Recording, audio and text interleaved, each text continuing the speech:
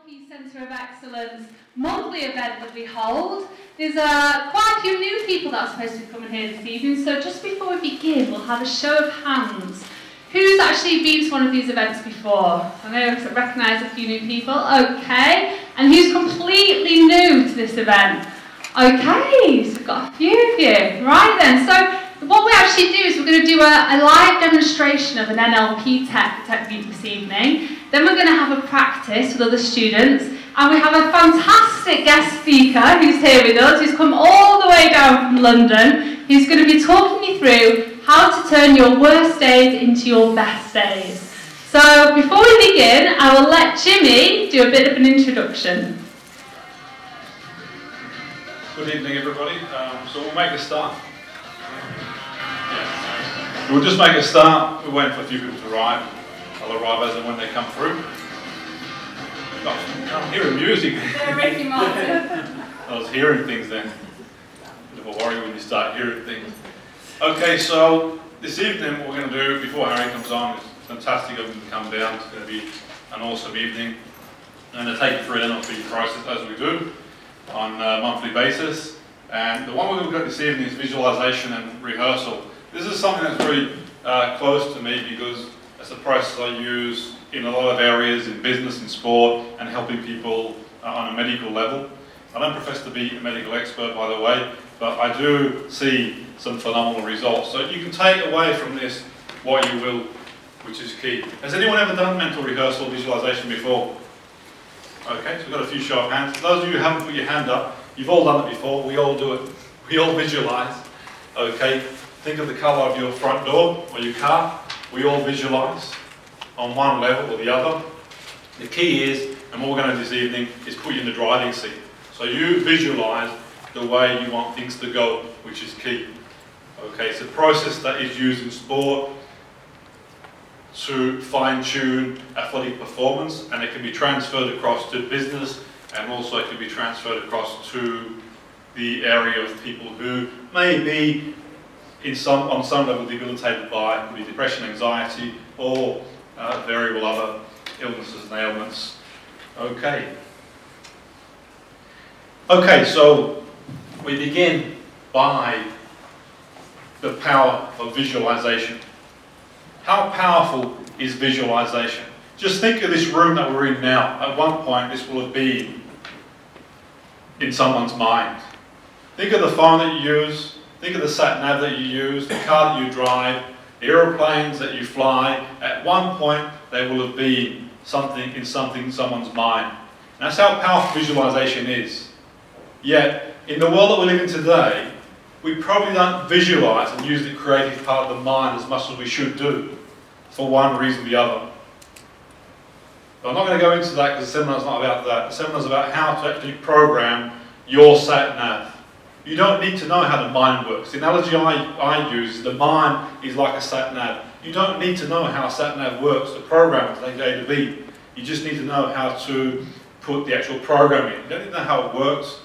Like a phone, you don't need to know how a phone works. You just need to put the digits in there to make the call. And that's the key where this seminar is concerned. All top-class athletes, entrepreneurs, inventors. Think of Michelangelo and some of his paintings all those years ago. At one point, they'll have visualized a process in their minds. Okay, before we move forward, what I want to do is a couple of exercises. A quote by Albert Einstein: imagination is more important than knowledge. Imagination is power. Okay, it wasn't knowledge that, well, at a point it wasn't knowledge that invented the aeroplane or the mobile phone or all the wonderful gadgets we use these days. It will have been someone's imagination.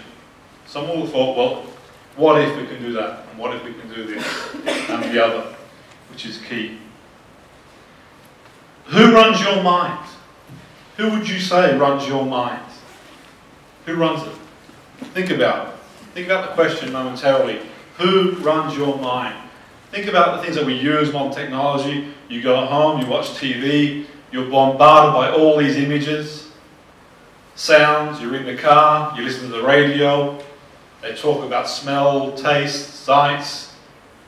You walk around and you see logos, you see colours. So who runs your mind? Our mind is a very powerful tool that we can use to get from where we are to where we want to be. Okay, and our mind is impacted by various situations, good and bad. Now, this seminar is an insight into taking control back of our mind. Now, think about this scenario, for example.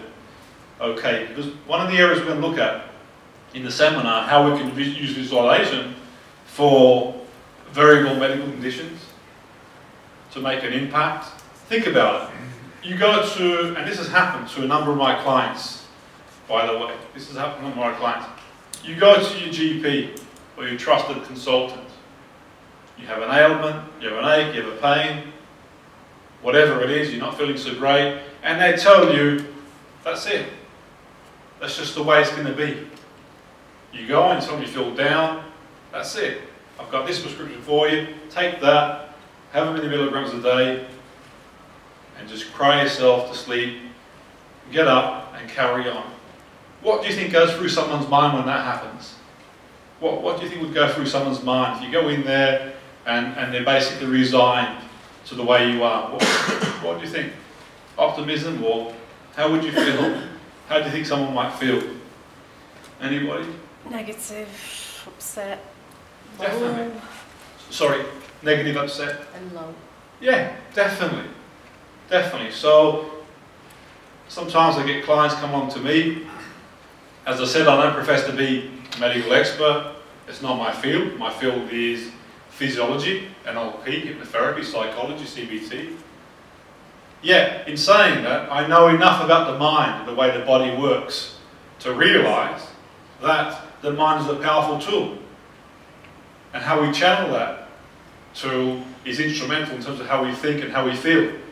So, if someone is feeling that way, down and everything else that goes with it, imagine the images that go through their mind. And imagine you hold someone in high esteem. Some people see the local GP or consultant as near enough God. Whatever they say is gospel. No, you said that's wrong with me, that's it. You've given me that label, and I'm going to conform to that label, which is another story and dangerous in itself. Now, I want you to do this exercise. Okay. I want you to think of a negative experience, if you can, please. Just think of a negative experience. Nothing too traumatic. Just close your eyes and think of a negative experience. Okay, nothing too majorly traumatic. But think of a negative experience and notice what comes to mind. What you see, what you hear, and what you feel. The colours, the sights, the sounds. How it makes you feel, your heart rate, your breathing. What happens when you think of that negative experience? And just gradually come back to the here and now in your own time, own pace. What was it like to reflect on that negative experience? How did it feel? Any thoughts? Any thoughts on what it was like to go into that negative experience? Let yourself withdraw. Withdrawn, yeah. Could you imagine running your mind that way on a daily basis? Could you imagine getting up in the morning from the moment you wake up? That's exactly what goes through your mind a high percentage of the time. Could you imagine that? And that's what happens to some people in certain situations. And I'm sure you've all come across some people, and maybe you've even been in that situation yourself. Because I know I have. Very early on in my life, when I was told I had to give up sport, and I trained for years doing sport, and they told me I had to give up because of asthma, I know I felt like that. Yet, I went away. I had a bit of a sulk, but I picked myself back up again. I thought, I'm going to use my skills and my determination in my late teens to fight back. I'm not going to give up that easy. Just because the doctor says to me, it's probably best you give up, I wasn't going to take it. So I embarked on my career, and I travelled Europe. I based myself in the UK, I'm still based here now. I went to the States, and I achieved as much as I possibly could in my athletic career until injury hit me again. And the same scenario again, it was the same thing again, that's it. And it was at that point I realised that these people don't have all the world's answers. They're not God. It's just anybody else just like me and you, it's just an opinion. Okay, there's nothing factual about anything. Science is just opinion. So really, if we take control of our mind, who knows what's possible? And I've transferred those skills over my lifetime as a coach to help people get the best out of themselves. Now, we look at the other scenario, think of the positive experience. Okay, so if you just close your eyes, really relax, and think of a positive experience, and notice where you are, what you see, what you hear, what you feel, and what it's like to reflect on that positive experience. Just notice your physiology, your heart rate, your breathing, what it's like to reflect on that positive experience. But it feels better than the last time, the last experience. You can gradually come back if you want to. If you don't want to come back, you can stay there. I'll wake you up at 10 o'clock tonight and you can come back then. Okay, what was it like to go into that positive experience? It's very opening and freeing. Of course, certainly, definitely. And I certainly don't live in an airy-fairy world here. I'm not one for airy-fairy positive thoughts and that's the end of that. Because it doesn't work that way. I'm not daft enough to think that the world outside is perfect. It's far from perfect. Okay, I don't look outside and think, great, what a wonderful world. Albeit, there are a lot of positives. Yeah, there are challenges. And the key is when someone comes along to me and they have a problem, it's not just about smothering over the cracks. It's about recognising the problem and looking for a solution. We look for a solution. The ratio I use, personally, is I look for 90%, 9 times. I look for 9 solutions for every problem. And we look over every solution to the problem and start looking at a way forward. And I might not understand a great deal about your condition, yet in saying that, if we can have a more positive outlook and take things one step at a time, who knows where the road will take us. And I've seen some amazing situations and some amazing things. And I certainly wouldn't tell anyone not to take their medicine or not to or take any other advice outside my remit, but I've seen some miraculous things. I remember a while ago I had a guy come and see me. It was for his son, and his son had asthma. So I guess I could sort of relate to that. He was very young. His self-esteem was very low because he was very, very young and he was suffering at school. So I could relate to what it was like. When you go to school, you've got your asthma spray, you've got to take it 3 times a day, and everybody's watching you, and you think, why can't I just be like everybody else? Why do I need to take this spray 3 or 4 times a day? And you feel self-conscious and you lose your self-esteem. And he says to me, his dad says, can you help him? I said, well, how do you want me to help him? What can I do? He goes, can you do some confidence building with him? I said, sure, we can give it a go. So we did some sessions that incorporated NLP and some work on the field as well, some sports work. And ironically, after a few weeks, what was really interesting, he came for confidence.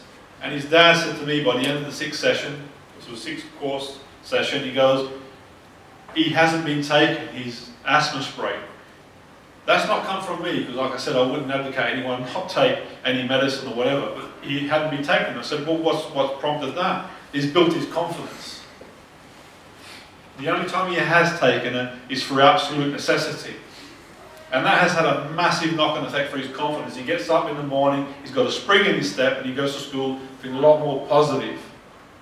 So we did the process that we're going to sort of look at tonight. And obviously in 6 sessions we did a lot more than we'll cover tonight, but we're going to look at some key points that we did during that process to help him move forward. But he wasn't the only one.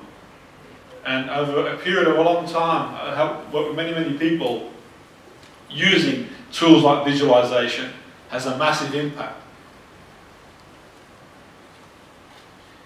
Okay, now you look at TV and you see these famous people and you think, great, they must be privileged or lucky, must have gone to a good school, good parents, good family, good support network to achieve what they have achieved. Perfectly fit, and everything else that goes with it. But we never sort of think, possibly, they might come from difficult situations. Now, there was a study in a university in America, in Chicago, and it took 3 groups of people in basketball. 3 groups. They took one group that practiced physiologically every day, getting the ball in the net. They took another group that visualized, and a group that didn't do nothing at all. The group, after 6 weeks, that had the highest return of hitting the net, or getting a ball in the net, was the group that visualized. Because the mind can't tell the difference between a real and a not real experience. So if we're going to practice technique or process, the mind is the best place to start, which is key. Let's reflect on certain people. Anyone ever heard of Sir Steve Redgrave? Who knew that he had diabetes? Diabetic. Do the research, get on the internet, Google it. Diabetic. 5 gold medals he won. Pretty good return. Okay. Jim Carrey. Depression. As a young person, he had depression. Who would have thought that? Career, he's been very successful as an actor. Beethoven. The disappointments he went through. Couldn't hear. Yet managed to write amazing symphonies. Depression as well. Roosevelt as well. He had paralysis, became seriously ill. A lot of people didn't realize that when he was giving his speeches later on in his career as the American president. He'd battle his way through. Tiger Woods, as a youngster, had a serious stutter. And he practiced and practiced and practiced, overcame that stutter. No one would know now. Agatha Christie, as well. Millions of people around the world have read her books. Supposedly dyslexic as a child. Didn't stop her from becoming a bestseller. Bradford McIntyre. Has anyone ever heard of Bradford McIntyre? No? No one ever heard of Bradford McIntyre? Well, you can read the transcript if you get a chance to on the internet, and it'll tell you a little bit about this guy. This is a guy who goes into his doctor and he's told he's got 6 months to live. Could you imagine that?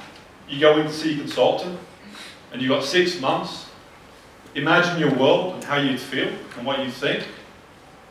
Could you imagine the impact that would have on someone's life? You go in there and he talks about how he felt, the adrenaline, his teeth chattering, feeling like throwing up and not knowing what to do, crying inconsolably. Was he really going to die? 6 months came and went, he says. Then 18, then a couple of years, and then 16 years later, still alive, still going. So there you go. The medics aren't always right. The professionals aren't always right. And what's interesting is that he talks about, amongst all the treatments he had, he talks about visualization and imagery being a key part in the process to keep him going. The power of visualization and imagery. Who would have thought that?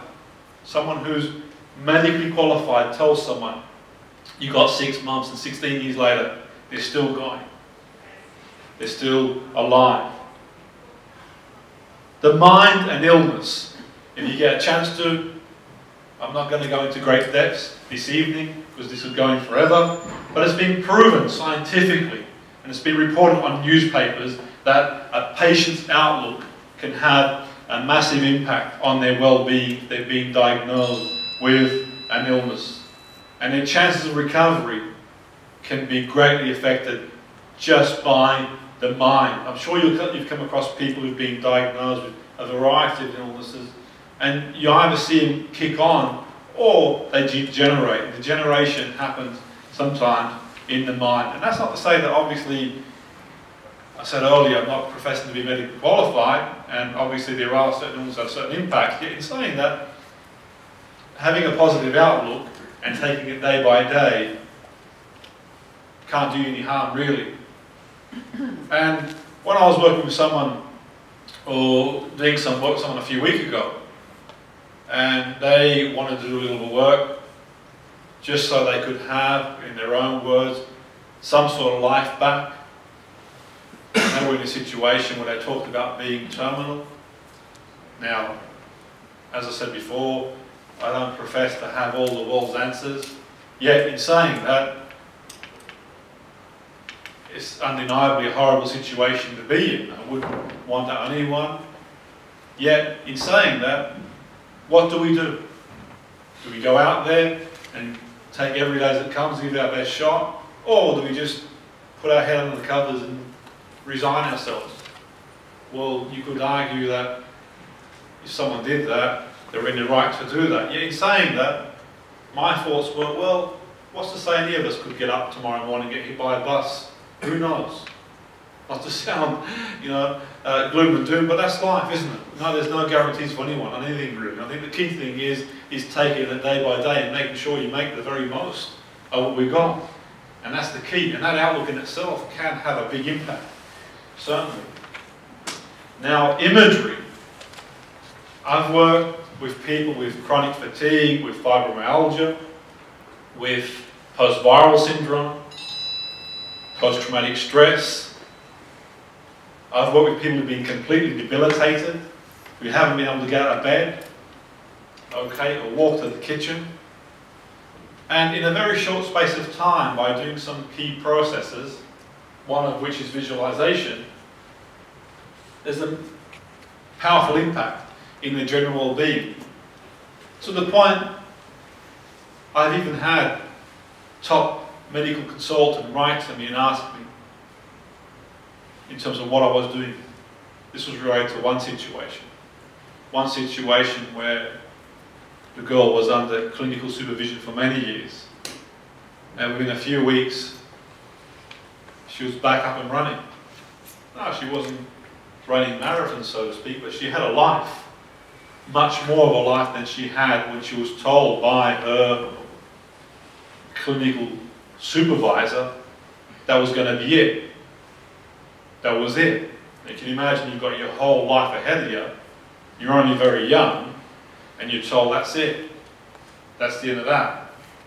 And within a few weeks, she got her life back. Studying, went away, going out, socializing, to the point that the consultant written said, well, what were you doing? I wasn't doing anything. I just facilitated and used some of these key processes to take things step by step. Other situations, similar to the same, complete debilitation. A few months later, running half marathon, getting back into work, and all sorts of things. And I don't just put it down to this, because it's not just a question of the processes that we use tonight.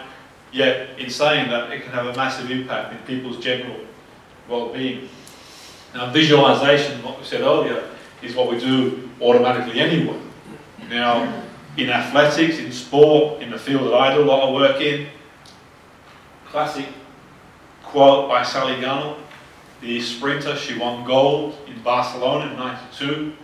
She talks about visualizing the race over and over and over again. And you can imagine if you're visualizing that race over and over again in your mind, every fine detail, you're going to give yourself the best chance to win. With my athletes, my sports people, the footballers I work with, at the start of the season, what I do with them is I get them to print the fixture list off, who they're playing, and I tell them, visualize who you're playing against. Process, and we'll talk about outcome process as we go along, which is key and really powerful. And more often than not, the way they plan their game and they prepare for every permutation comes into fruition, which is key. So you're giving yourself the best chance to be in a positive situation. So visualization can be used for near enough anything.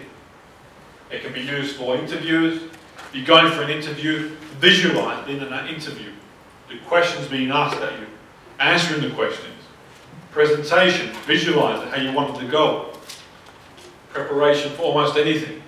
In sports, it can be used to prepare for process, for your role, what to do step by step.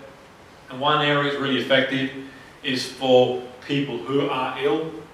They can plan, they can prepare, they can use this process on various levels to start getting their life back, which is key. Now what goes through the mind, we mentioned earlier, if they're diagnosed, they're given little hope. We talked earlier about the despair, the feelings, the thoughts they have. There's a cycle in their mind. Remember we covered earlier the unpleasant experience. Think of that unpleasant experience that we covered earlier. I talked about going back to an unpleasant experience. Think about that 100 times fold with all sorts of various emotions going through your mind. And you can imagine where someone is when in a situation where they've got a whole world ahead of them and they're told they've got a variable condition. Particularly when you think some people have got different levels of resilience. For some people it can tip them literally over the edge, really.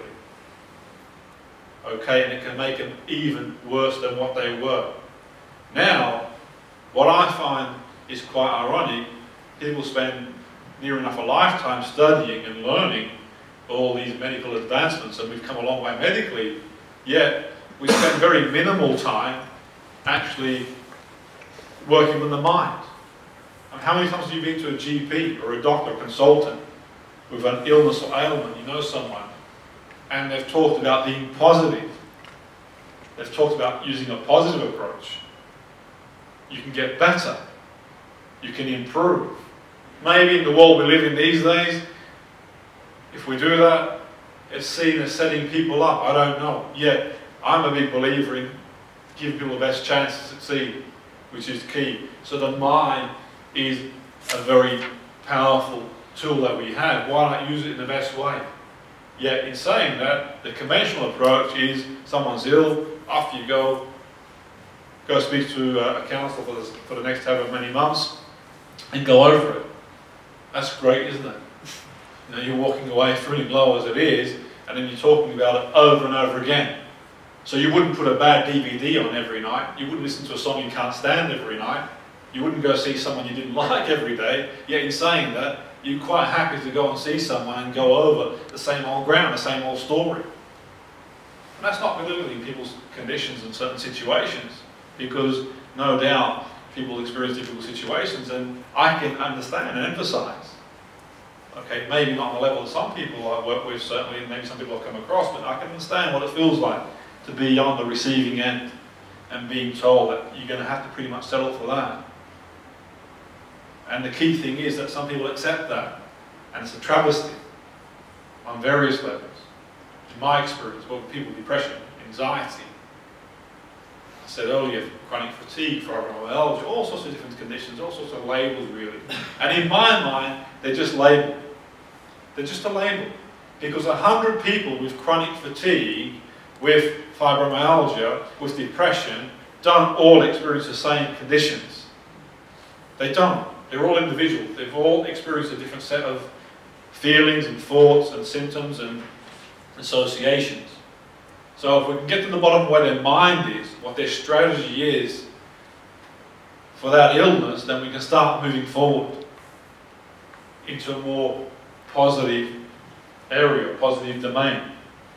Now, visualization on these levels, helping people who are affected by illness, getting better. They can visualize themselves getting better. The process of getting better, completing a task, whatever it might be, maybe going to the shop if they've not been out of the house for years, maybe doing a sporting event, maybe doing an activity that we haven't done for a while, respite from pain.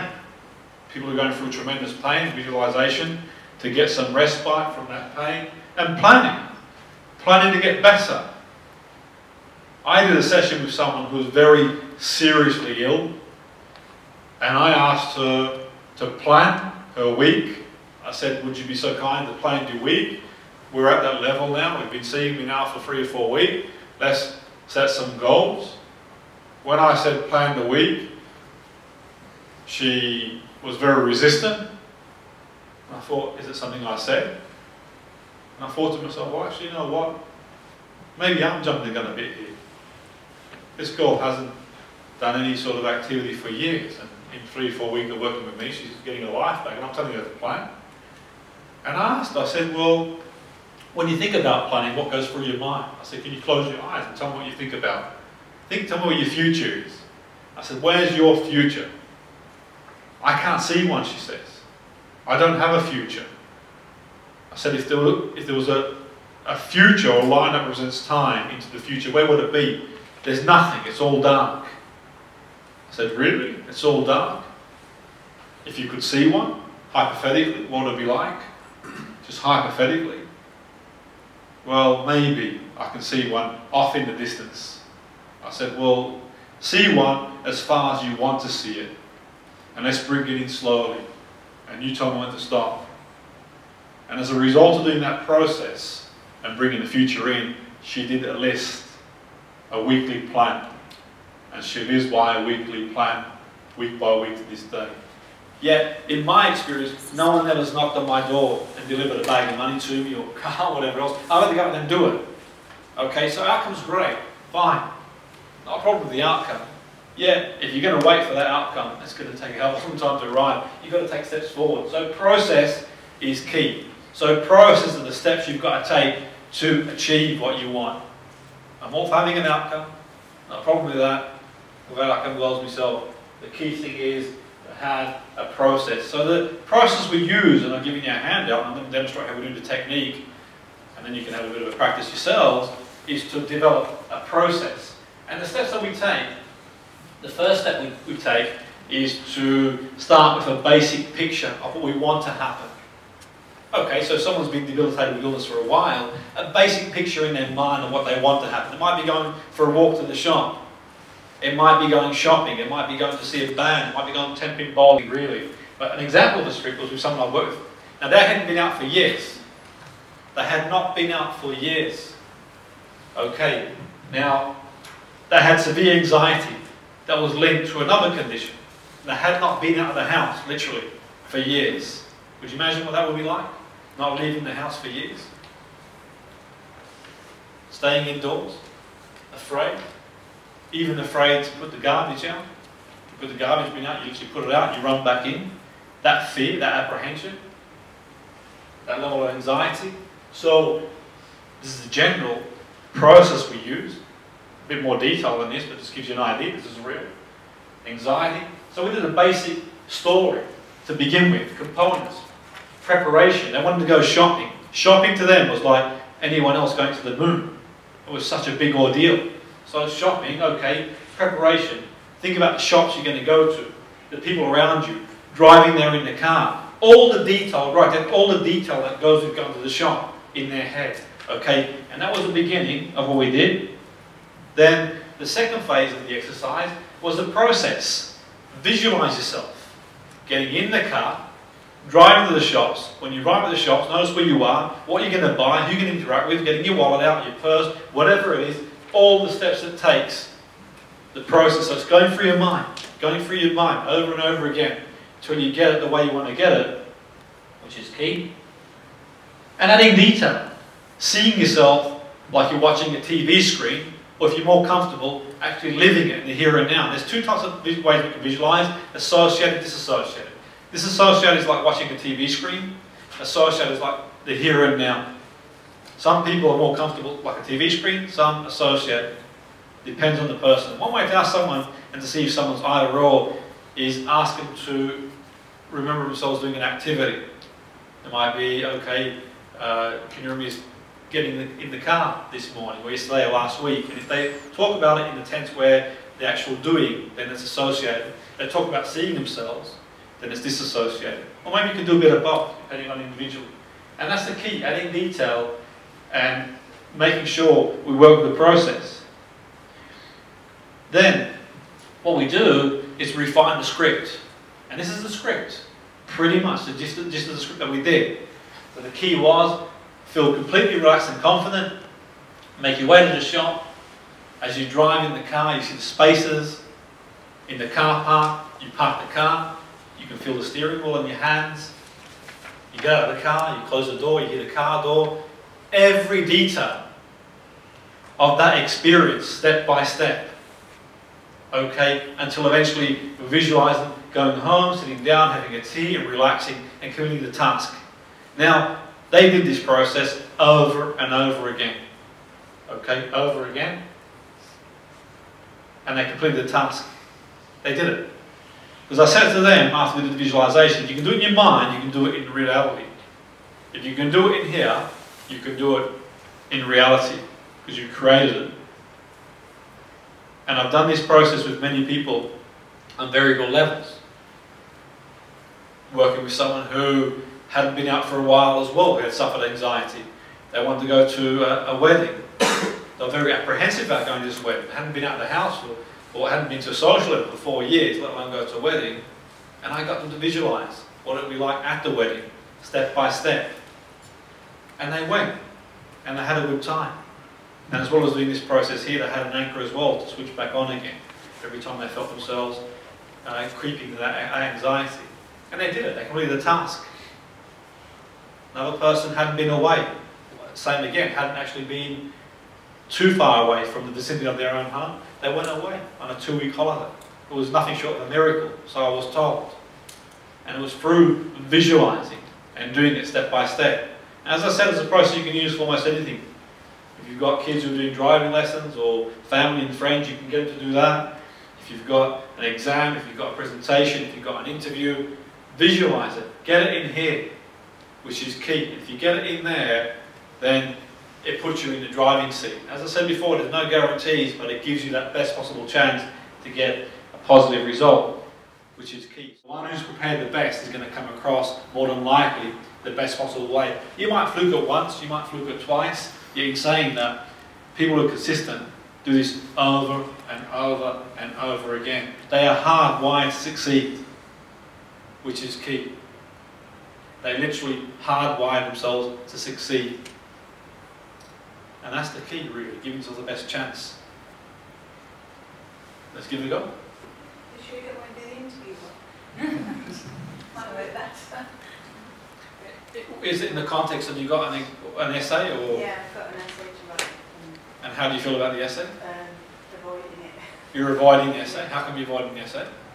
It's just something I do. You avoid. Okay, that's fine. That's good. That's good to know, isn't it? Hey, to the last minute. Does that work for you? I don't want to spoil. I hope something's not broken. You don't want to fix it. Well, it works, but it's not particularly pleasant. Okay, and you'd like to be able to just do it and feel quite relaxed about it rather than staying yeah. up Okay, so yeah, okay, so yeah, if you could do it, you're okay to come up with it, you know? So the first thing is what we do is we add some detail.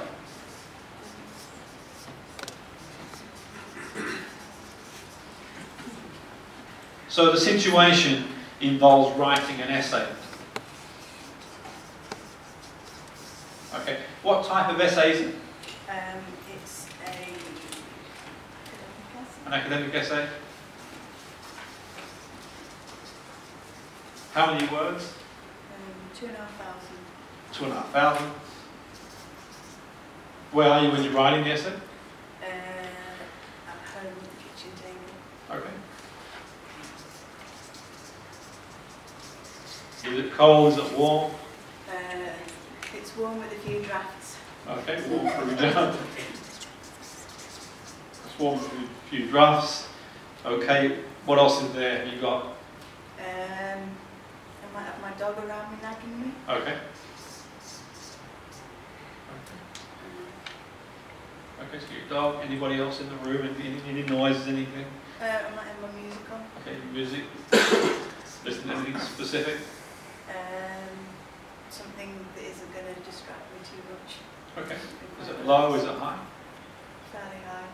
Have you got one coming up soon? An essay that you've got to write soon? Yeah. Okay, and when's it due? It's Friday. Friday? You better get to work! You better go home now and get writing. What are you doing here when you've got an essay? Then again, in saying that, this could be the one, this could be the moment. Everything happens for a reason, by the way. Okay, so you've got this essay due on Friday.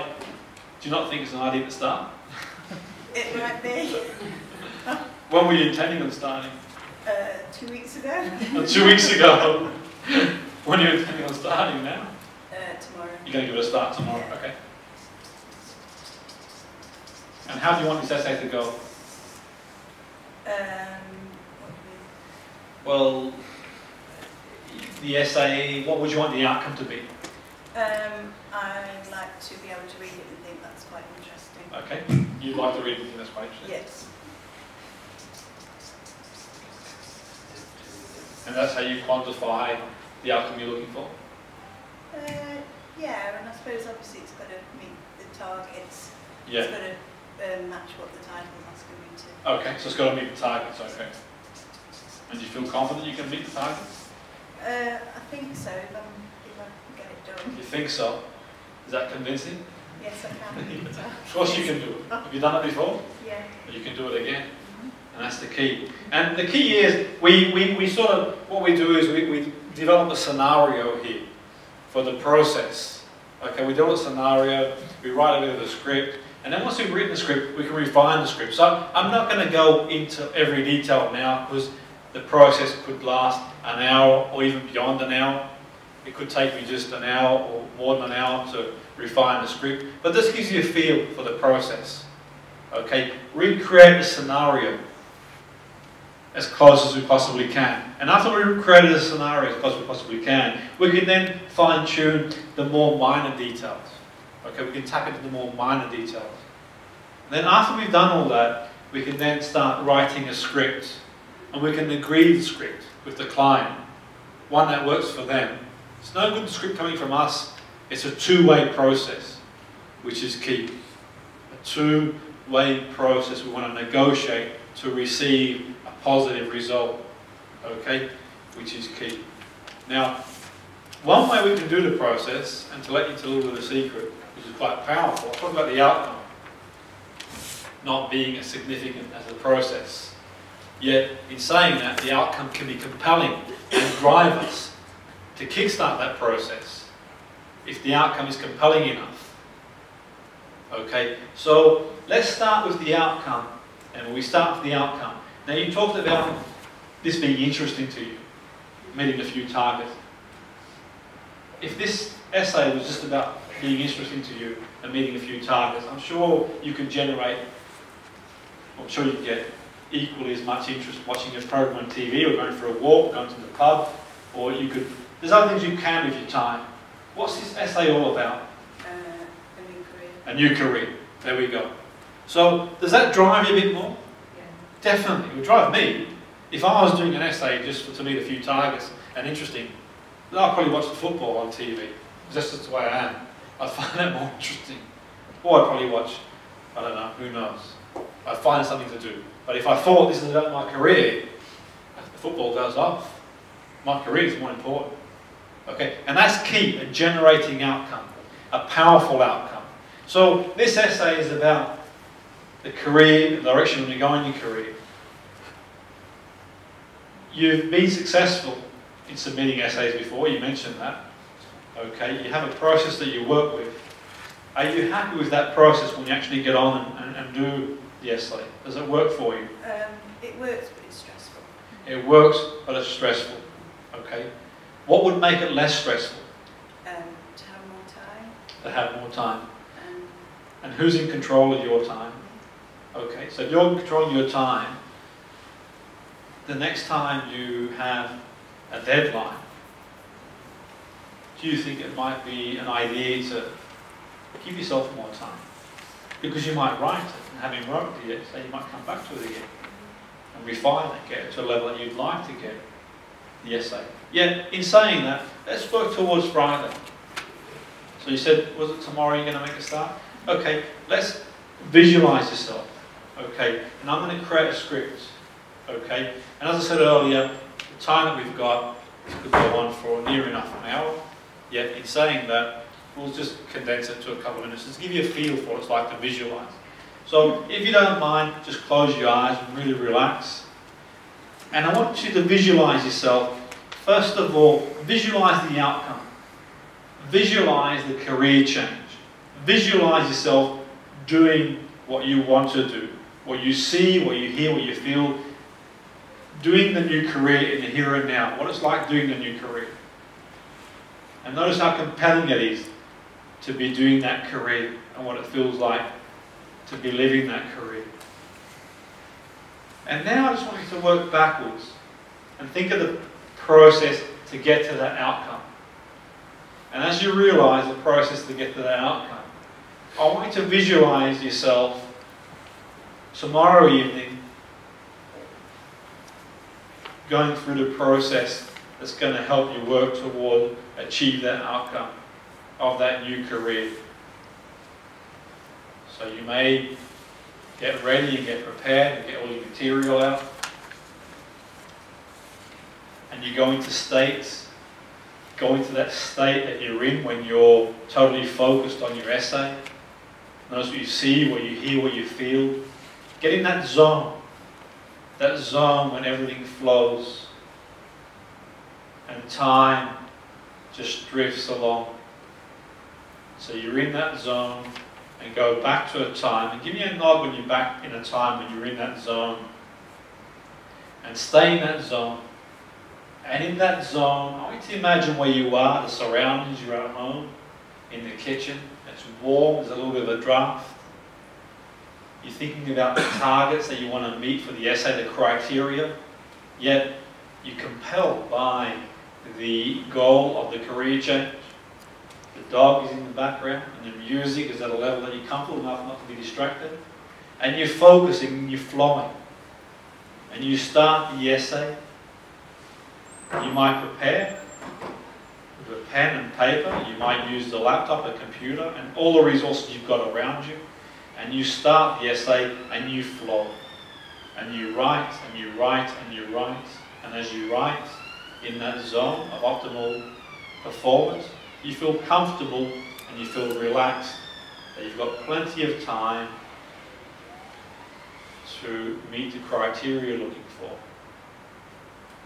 And the criteria you're looking for is working towards the outcome you want. And you're breathing in through your nose, out through your mouth, feeling relaxed, and just see yourself like you can see a TV screen, writing away until you enter the screen and live it in the here and now. And notice what it feels like. And you work towards completing the essay. And as you complete the essay, you might have a break. You might go for a walk, you might make a cup of tea or a drink, and you go back to reading.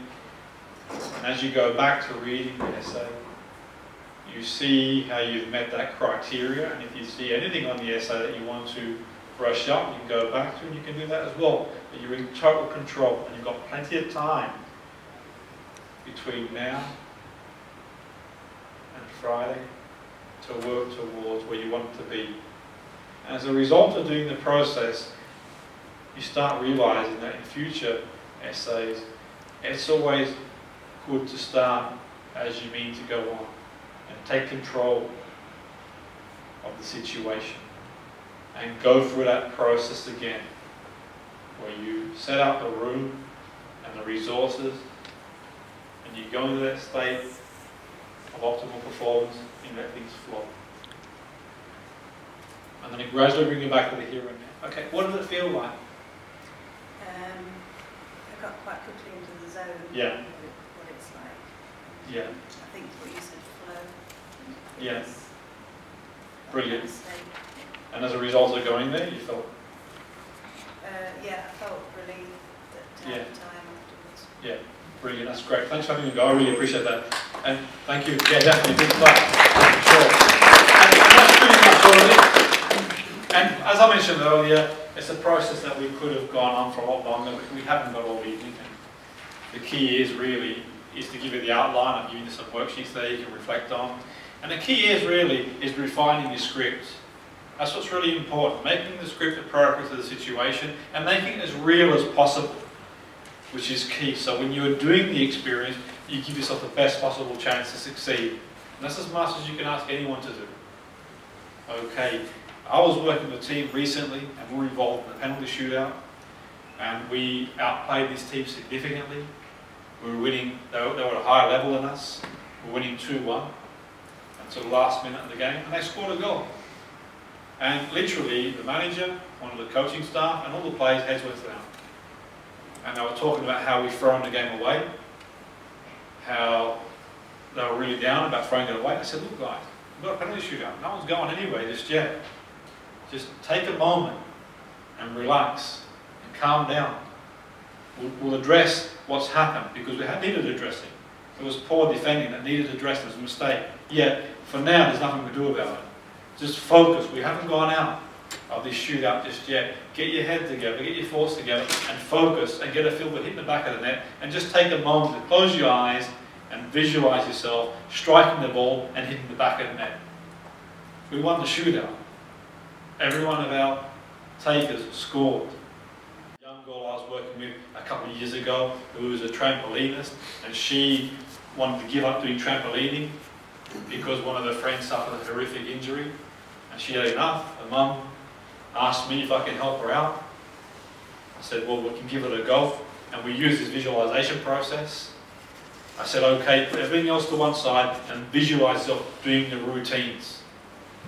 Just visualize yourself doing the routines. Nothing more, nothing less. Because she decided she wanted to compete in this championship. Just visualize her doing the routines. Go on the brink of giving up because of this situation that happened to her friend, an injury. Turns things around. I get a text on the day of the championships saying she'd won silver. She narrowly missed out on goal by 0.1. And her mum says she was pleased, but her daughter wasn't pleased. Yet, in saying that, I was happy she wasn't pleased because we want to strive for the top. Yet, in saying that, 4 months earlier, she was ready to give everything away and couldn't even get a ranking, let alone win anything. And it shows the power of visualization, which is key. Another situation, guy phones me up, well, his wife phones me up and talks about how he's got a military exercise to do. He's got 4 days to complete a series of exercises, one of which is a 2-mile run. Whenever he even thinks about the 2-mile run, he goes to pieces because the outcome of the promotion was getting to him. He doesn't believe in psychology, doesn't really believe in NLP yet. He's willing to give it a go with me because time is of the essence. We've got 4 days. If I try and do things his logic, he'll probably tear a hamstring or muscle and he's out completely. So we use this process to visualize himself guessing the time he wants to get after 2 miles. Now I know this guy can run because after 1.5 mile he's okay, but he goes to pieces in the last 500 because he focuses too much on the outcome. Go back to process. Sends me a text on the Monday, the day of the run. He says, got bad news for us. I'm like, here we go. He says, it was cancelled for one reason or the other. Okay, I said, okay, well stay calm. You go again tomorrow, visualize yourself doing what you do. I get a text on the Tuesday, great news, I smashed it by 41 seconds. And the interesting thing was, the time he got for 2 miles was within half a second of what we visualized over and over and over again. And that's how powerful the mind can be when you focus like a laser beam, which is key. And I can think of a number of people that we sort of touched on using this process for people with illnesses and ailments to help them start taking steps towards overcoming debilitation. Yet this can be used across a broad range of areas.